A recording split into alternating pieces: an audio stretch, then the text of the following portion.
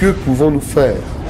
Face à une telle situation critique, il faut parfois regarder les archives de journaux de notre histoire et voir ce que nos ancêtres ont fait à ces moments aussi graves. Une révolution. Compte tenu de la situation de crise internationale dans laquelle nous nous trouvons et le peu de temps à disposition, l'action la plus efficace que nous devons mener est une révolution internationale impliquant la prise des parlements par le peuple de tous les pays possibles, en particulier ceux qui disposent des armes nucléaires, et forcer nos politiciens à veiller à ce que toutes les ogives allant porter des missiles nucléaires soient détruits immédiatement. Nous avons pour cela besoin de convaincre les organismes de sécurité, de l'armée, de l'État, afin qu'ils nous rejoignent, car nous aurons besoin de leurs aides et des armes. Mais la première chose qui doit être faite avant toute action énergique est de diffuser cette information afin qu'elle puisse atteindre le maximum de personnes et partager cette vidéo à travers les réseaux sociaux en utilisant les mêmes réseaux pour créer un espace de débat et de décision au niveau international. Il est temps, frères et sœurs, que nous nous élevions contre cette élite, que nous laissions de côté nos différences stupides, nos peurs, notre égoïsme, que nous nous efforcions de sauver l'humanité, que nous nous battions pour les générations futures, que nous finissions avec ce système criminel et meurtrier qui nous tourmente, nous rend esclaves, fait de nous des êtres dociles et vides, sans valeur. Cette vidéo est un appel international à l'action.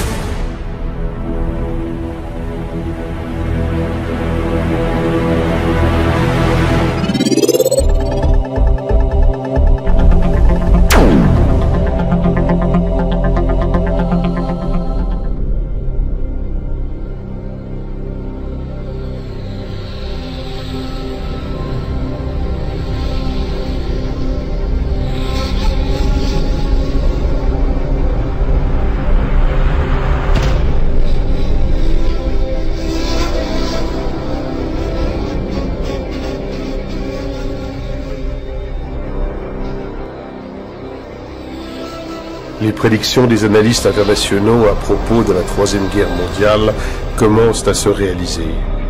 Les nations entrent à nouveau dans une série de conflits plongeant l'humanité dans le chaos et le désastre.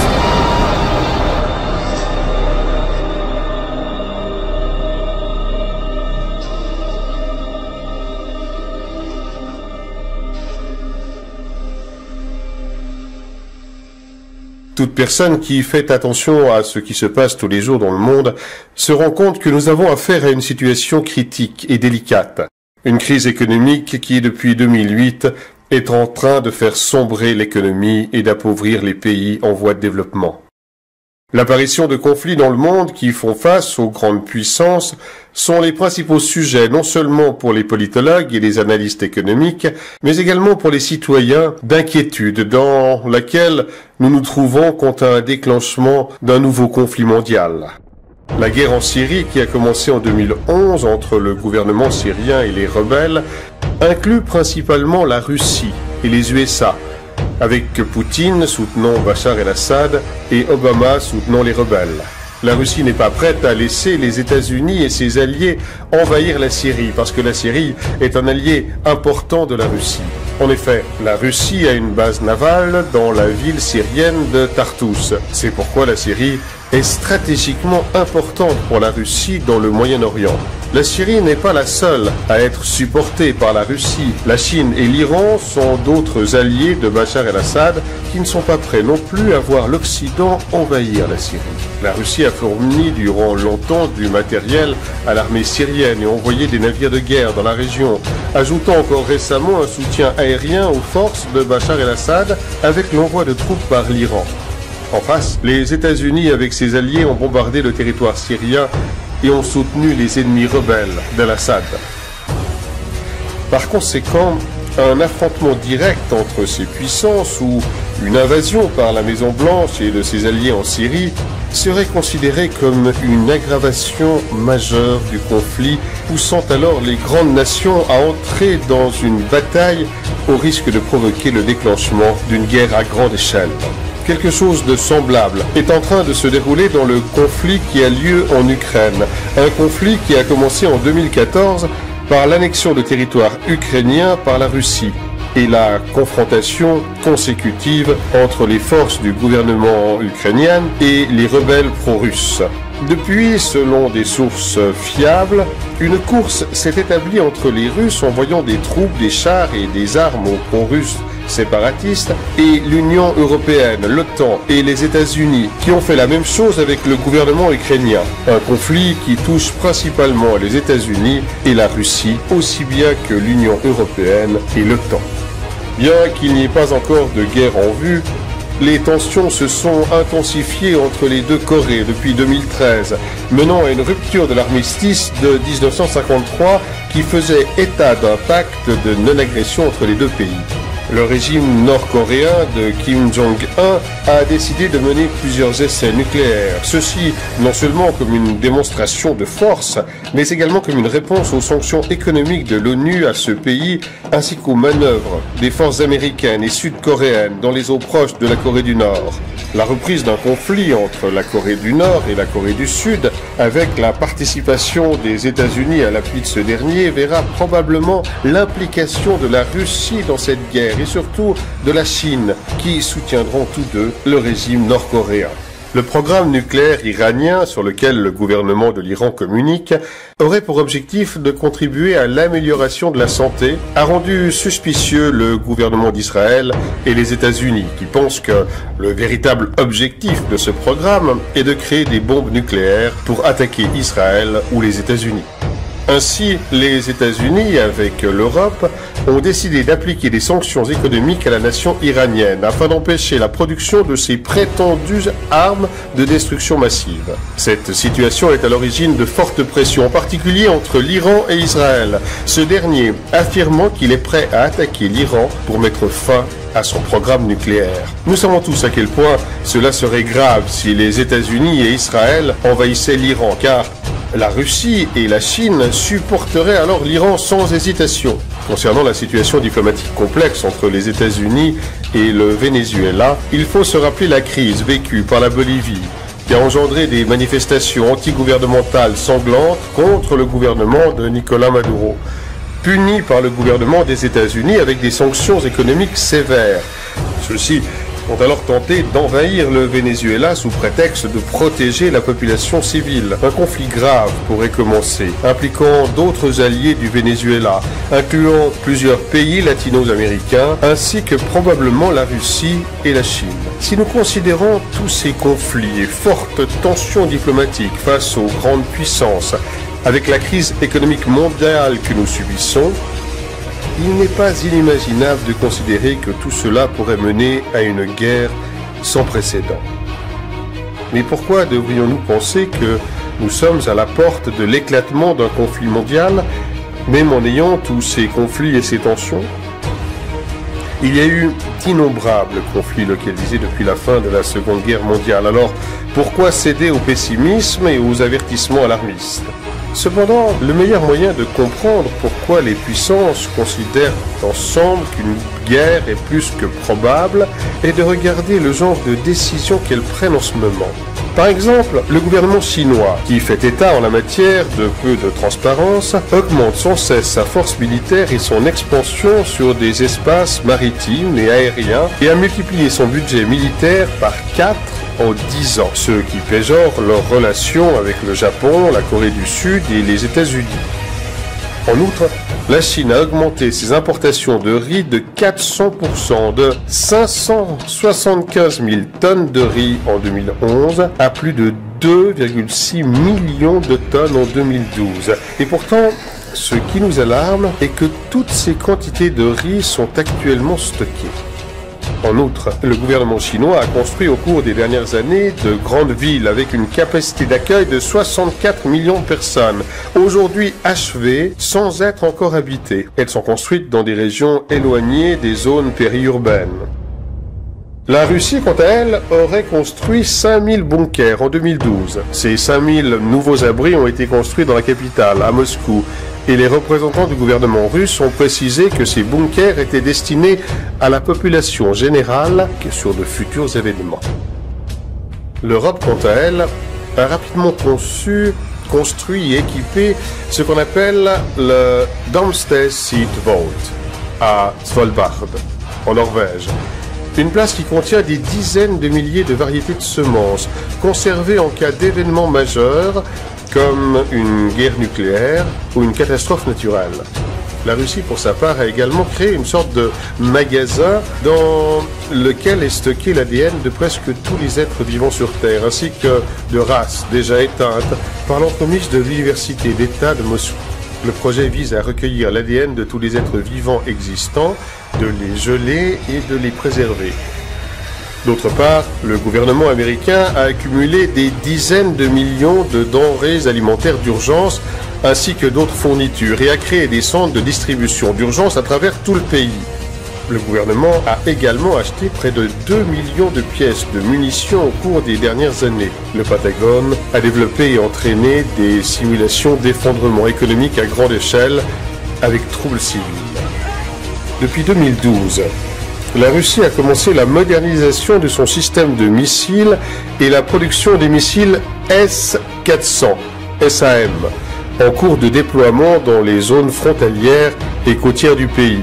Vladimir Poutine a adopté le 26 décembre 2014 une nouvelle doctrine militaire, les USA et l'OTAN devenant les principales menaces. M. Poutine a également annoncé le 16 juin 2015 que la Russie augmentait son arsenal nucléaire, ajoutant plus de 40 missiles balistiques intercontinentaux à son équipement. Ceci pour faire suite à la plainte des autorités russes concernant le plan américain qui consisterait à déployer des chars et des armes dans les États frontaliers de l'OTAN avec la Russie. Il y a également eu de nombreuses observations des unités militaires russes, aviation, navires, sous-marins en Europe. Voici quelques exemples de la façon dont les puissances se préparent à un conflit imminent afin de protéger leurs intérêts. Les États-Unis, placés devant cette crise économique qui met en péril son hégémonie comme puissance économique de premier plan, ainsi que par le développement progressif de la Chine qui lui ravirait cette première place, est porté à entreprendre l'une des plus anciennes stratégies des USA, assure le cabinet d'Obama, l'envahissement des pays afin de saisir leurs ressources naturelles. Pour cette raison, les États-Unis portent leur regard sur des pays comme la Syrie, l'Iran et le Venezuela, les pays riches en pétrole et en gaz. Le Venezuela dispose des plus importantes réserves de pétrole et l'Iran en est le 4e mondial. Les USA savent qu'ils ont besoin de ces réserves de pétrole pour rester la première puissance mondiale et faire face à la montée de la Chine et de la Russie, pays qui ont des accords commerciaux importants avec la Syrie, l'Iran et le Venezuela.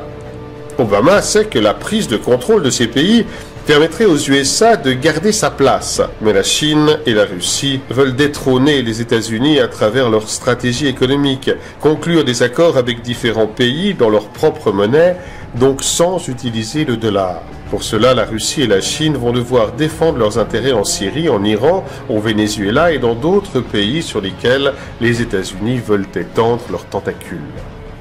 Ainsi, les deux clans de ce nouveau conflit mondial seraient, d'un côté, sous la direction américaine, la coalition formée d'Israël, de l'OTAN, du Japon, de la France, du Royaume-Uni, de la Corée du Sud, principalement. Et de l'autre, dirigée par la Russie, nous aurions la Chine, la Corée du Nord, l'Iran, la Syrie, le Venezuela, Cuba, et d'autres sans doute. Obama a déjà pris des mesures, non seulement à cause des révoltes arabes qui ont déstabilisé les pays du Moyen-Orient, mais aussi par l'application de sanctions économiques envers la Russie, la Corée du Nord, le Venezuela, et en incitant les conflits entre les deux Corées, en Ukraine, au Venezuela, en Syrie, en essayant de sortir victorieux dans ces guerres par procuration, avec l'intention de provoquer ses rivaux et de prendre le contrôle des ressources naturelles de ces pays. Nous ne devons pas oublier que les États-Unis sont disposés à entreprendre toute action visant à utiliser des prétextes nécessaires pour l'invasion. Ces mauvaises actions sont non seulement perpétuées par les États-Unis, mais par d'autres puissances qui utilisent l'élite pour convaincre l'opinion publique de procéder à une mesure ou une décision ultérieure qui atteindra leurs véritables objectifs. Si nous passons en revue les archives de journaux de notre histoire, nous pouvons trouver de nombreux exemples d'attaques autogérées ou des attaques sous de fausses bannières, comme par exemple 1898, guerre de l'indépendance de Cuba. Les États-Unis coulent leur propre navire, le Maine, et rejettent la faute sur les Espagnols. Ainsi, ils ont créé le prétexte pour déclarer la guerre. L'incident de Maïnila, en Russie, 1939. À cette époque, l'Union soviétique avait besoin d'une excuse, d'un prétexte pour commencer l'invasion de la Finlande.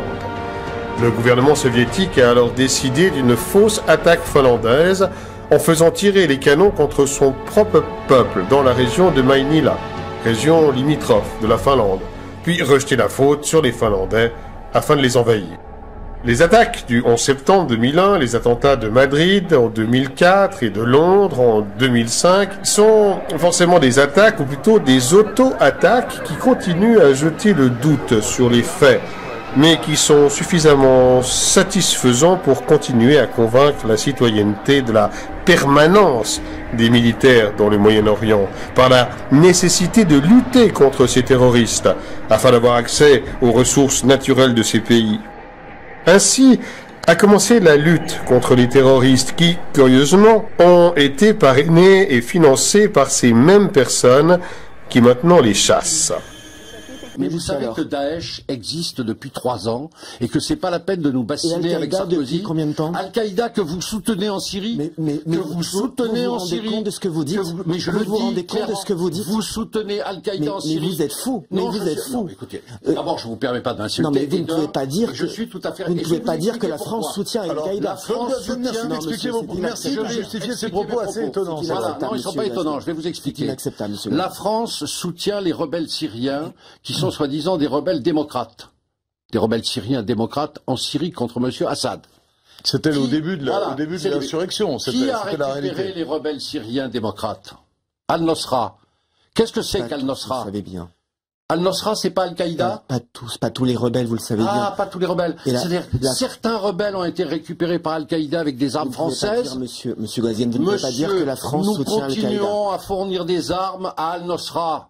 Par l'intermédiaire des rebelles syriens. Mais je le dis, je l'ai dit à M. Le Drian en commission de la défense, je l'ai dit à M. Fabius, comme tous les autres députés. Il va falloir éclairer tout ça. La même histoire régit désormais ISIS, le groupe terroriste formé d'une partie d'Al-Qaïda dont le financement provient principalement des États-Unis et de ses alliés du Moyen-Orient. La création de l'État islamique a eu pour effet d'accroître l'instabilité et le chaos déjà provoqués auparavant par l'Occident avec la propulsion des émeutes arabes en 2011 en Tunisie, en Libye et en Syrie pour renverser les gouvernements de ces pays et ainsi avoir accès à leurs ressources. Il est prouvé que les États-Unis ont financé ces révolutions et même des mercenaires dans ces pays formant les armées rebelles qui ont été fournis en armes à la fois par l'Europe et les États-Unis et qui finissent ensuite dans les mains des djihadistes.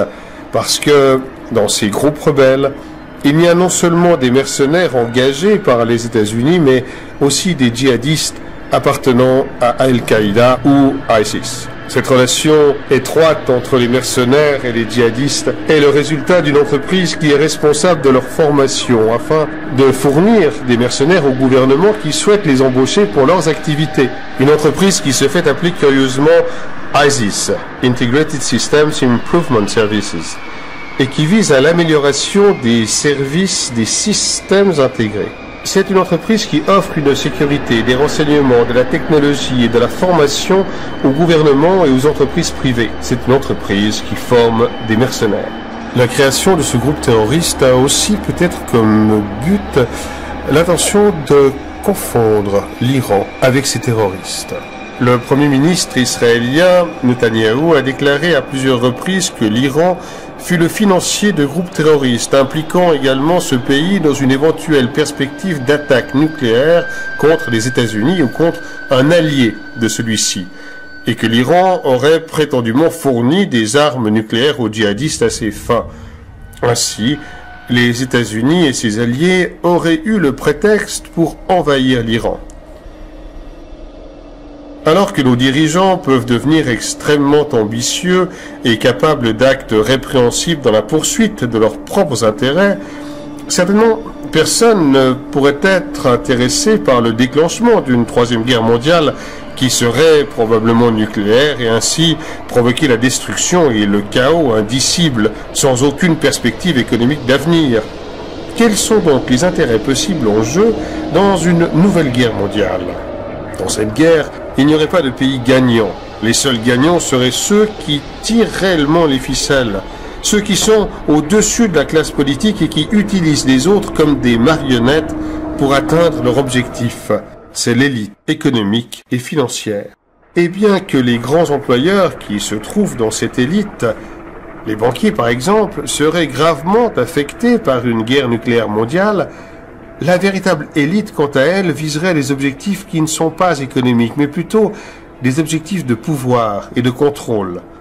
Cette élite, conduite principalement par plusieurs familles milliardaires, telles que les Rockefeller, Rothschild et Morgans, qui au fil du temps ont conquis à la fois la puissance économique et financière et le contrôle politique à travers leurs institutions. Leurs entreprises sont désormais les pilotes du monde, les moteurs des guerres dont les opérations consistent à étendre leurs tentacules partout où ils voient que cela est nécessaire.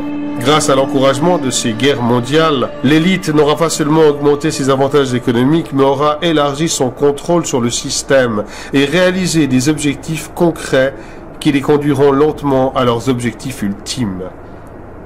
Mais quels sont les objectifs à atteindre par les puissants pour cette nouvelle guerre mondiale? 1. La réduction de la population. Des personnalités telles que David Rockefeller et Bill Gates ont exprimé leurs préoccupations au sujet du nombre d'êtres humains qui peuplent la planète et la nécessité donc de réduire la population mondiale. Ils disent que nous sommes déjà presque 8 milliards et que la croissance ne permet plus de vivre dans un monde aux ressources naturelles limitées.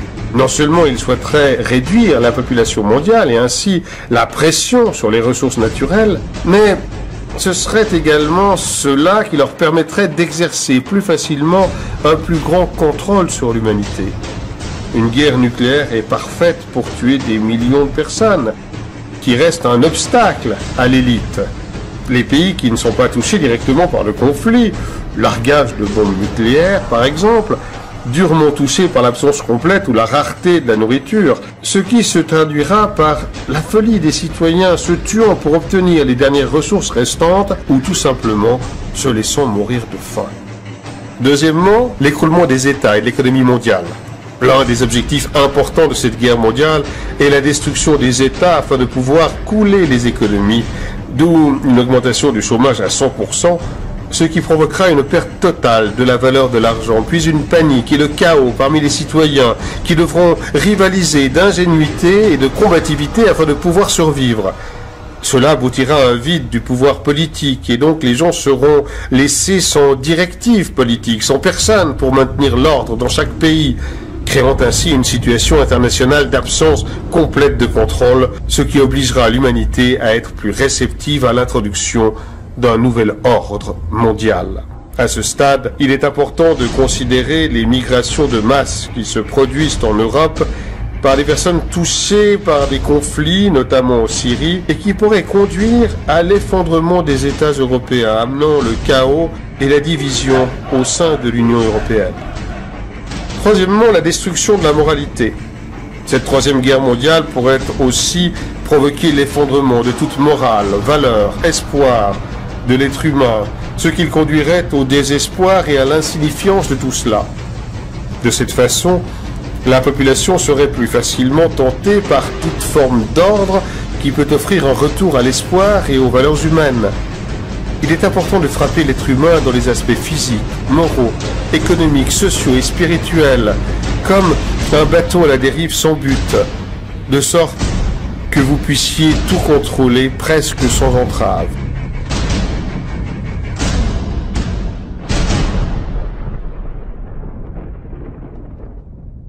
Tous ces facteurs sont nécessaires pour permettre, comme l'a dit Rockefeller, une crise parfaite, un grand cataclysme social qui oblige la population du monde à accepter la seule solution possible tant recherchée par l'élite depuis des années, la création d'un gouvernement mondial.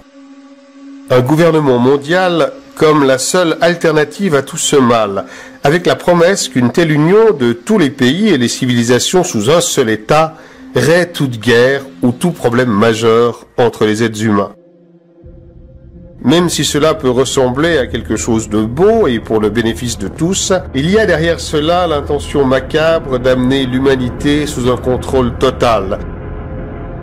Mais l'humanité n'est-elle pas déjà contrôlée par l'élite? Eh bien, cette mise sous tutelle a certainement déjà été atteinte par le système capitaliste. Ce mode de vie a son avantage qui leur donne une portée sur presque tous les pays.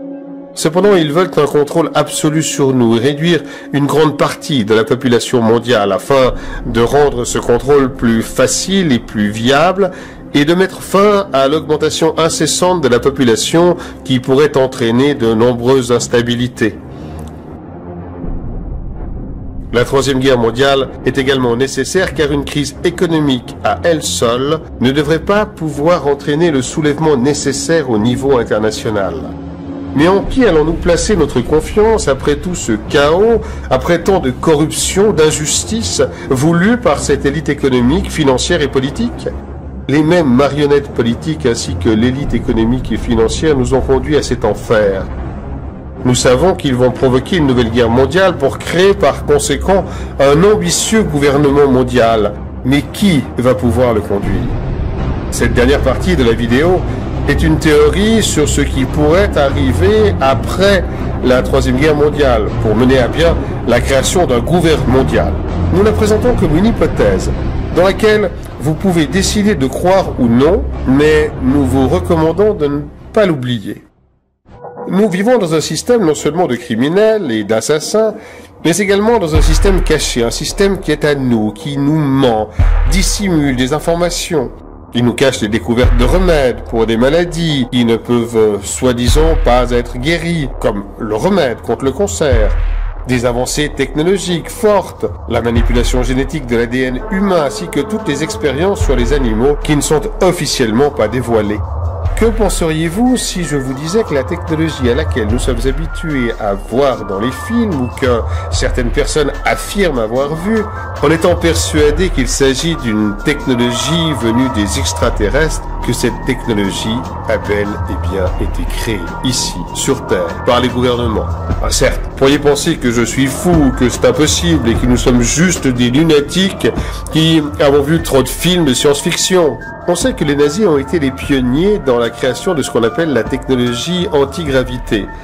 Le général de la SS, Hans Kammler, qui était aussi ingénieur scientifique, était chargé du développement du missile V2, des avions à réaction, des ailes volantes, et était en charge d'un projet pour créer un véhicule capable de monter en flèche comme les fameux prototypes d'OVNI. Les nazis étaient en charge de plusieurs essais sur cette nouvelle technologie d'antigravité qui ont été confisqués par les Américains après avoir remporté la guerre à travers l'opération Paperclip. Cette opération a permis à de nombreux scientifiques nazis d'émigrer aux États-Unis afin de poursuivre leurs recherches. Parmi les scientifiques nazis, le plus connu fut Wernher von Braun, qui était en charge de nombreux projets de la NASA. Nous pouvons nous demander ce que vient faire toutes ces informations avec la Troisième Guerre mondiale et pourquoi l'élite nous cache ces informations. Selon certaines sources, l'étape finale que l'élite mettra en place après la Troisième Guerre mondiale, après la création du gouvernement mondial, sera une fausse venue des extraterrestres. Autrement dit, l'élite a préparé une présentation de fausses hypothèses sur des êtres d'autres planètes qui viendraient pour nous aider. Ce mensonge sera orchestré par l'élite et soutenu par leurs établissements de médias. Ces êtres qui vont sûrement être d'apparence humanoïde, mais avec des différences d'un autre monde pour assurer une plus grande acceptation par nous, diront qu'ils nous avaient créés il y a longtemps, mais qu'ils ont attendu pour voir si nous pouvions résoudre notre propre problème. L'élite ne veut pas de nos problèmes actuels, tels que la faim, les guerres, les maladies à résoudre, enfin bref, tous ces maux réunis dans le système dans lequel nous vivons, afin de nous procurer un plus grand attrait et une acceptation pour la mise en œuvre d'un gouvernement mondial. Ces nombreux conflits armés, l'aggravation de nos problèmes, les crises diplomatiques, et en ce moment la pire crise économique de tous les temps, ne sont-ils que pure coïncidence? Non. Il y a certainement une autre cause à tout cela. Il est compréhensible que cela semble paranoïaque et manque de crédibilité, mais si nous examinons le système dans lequel nous vivons et regardons le bombardement constant des médias sur l'hypothèse d'une vie sur d'autres planètes à travers des séries, des films, musique, des politiciens, des personnalités de l'Église, pour parler de ce sujet d'une manière sérieuse, nous nous rendons compte qu'il y a derrière cela une farouche intention de nous convaincre sur une telle idée. Et si vous pensez que personne ne croira à cette farce extraterrestre, je vous donne un exemple historique. Le 30 octobre 1938, une émission de radio à New York a publié une fausse histoire d'une invasion extraterrestre, transmise par l'animateur de l'époque, Orson Welles. Le programme était une dramatisation d'un livre appelé « La guerre des mondes », diffusé comme si c'était une vraie nouvelle. Le résultat fut que des milliers et des milliers de personnes ont fui New York, persuadées d'une attaque extraterrestre. Si à l'époque ce fut un succès, imaginez ce qui pourrait arriver aujourd'hui avec toutes ces technologies opérationnelles et des êtres humanoïdes créés dans les laboratoires. Les gens qui ont revendiqué cette farce d'un atterrissage extraterrestre étaient des scientifiques de la NASA. Werner von Braun, avant de mourir, a averti que l'élite préparait un faux atterrissage extraterrestre comme stratégie pour attirer les masses vers un gouvernement mondial. Et Bill Cooper, un ancien membre de l'armée américaine, tué par la police en 2001, avait affirmé que les ovnis sont créés par notre technologie il y a longtemps et gardés cachés pour cette farce théâtrale.